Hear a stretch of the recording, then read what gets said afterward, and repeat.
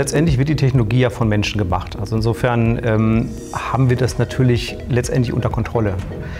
Auf der anderen Seite ist es natürlich so, dass die Schere zwischen denen, die Technologie gestalten und denen, die Technologie nur noch nutzen, in Anführungszeichen, letztendlich immer größer wird und wir einfach als Gesellschaft versuchen müssen, diese Lücke wieder zu schließen, indem wir mehr Wert auf Ausbildung legen. Wir müssen im Prinzip schon im frühen Kindesalter anfangen, Kindern Technologiekompetenz beizubringen, vielleicht auch Programmieren beizubringen, damit sie irgendwann in der Lage sind, auch an dieser Mitgestaltung von Technologie mitzuarbeiten und damit Technologie so zu gestalten, dass sie eben den Menschen nicht überholt. Ich glaube, dass der Schwerpunkt der Digitalisierung, damit sie den Menschen nützt, wirklich darauf liegen sollte, das Leben der Menschen zu verbessern.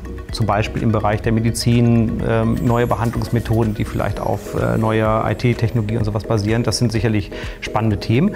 Ich glaube aber, dass sehr viel Potenzial noch darin steckt, die Digitalisierung im Bereich der Kommunikation zwischen Unternehmen, also im B2B-Bereich voranzutreiben. Denn da sehe ich auch bei unseren Kunden noch sehr, sehr viel Potenzial, wo einfach heute Abläufe noch sehr stark manuell gestützt sind, noch sehr fehleranfällig, sehr aufwendig. Und ich glaube, dass das so die nächste große Welle der Digitalisierung sein wird.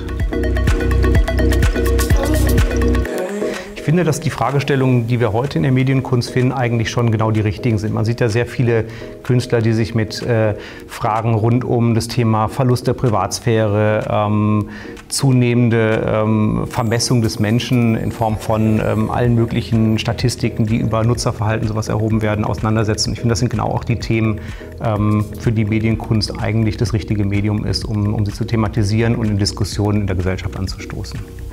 Wir sind zu dem Ergebnis gekommen, dass Medienkunst als Metapher für etwas, was durch Informationstechnologie möglich wird und vorher nicht möglich war, sehr gut zu uns als Softwareentwickler passt. Denn auch wir machen ja mit IT Dinge möglich, die vorher vielleicht nicht möglich waren. Und die nächste Überlegung war dann einfach, um das Ganze nicht zu statisch werden zu lassen und auch über die Zeit, über die Jahre hinweg immer wieder mit einem neuen, frischen Erscheinungsbild innerhalb eines gewissen standardisierten Rahmens aufzutreten, ist die Idee entstanden, das Ganze in Form einer Edition zu machen. Das heißt, mit immer wechselnden Medienkünstlern zusammenzuarbeiten. Und jetzt sind wir im ersten Jahr, das heißt, wir haben jetzt die ersten Erfahrungen damit gesammelt, wie das funktioniert und hoffen natürlich, dass wir das auch in Zukunft so fortsetzen können. Ich bin mir nicht sicher, ob ich sagen würde, dass es eine Kunst ist. Also für mich ist es mehr ein Handwerk. Es ist etwas, was man lernen kann, was man durch Übung und ständiges Tun immer weiter verbessern und perfektionieren kann, was ja bei Kunst eher nicht der Fall ist.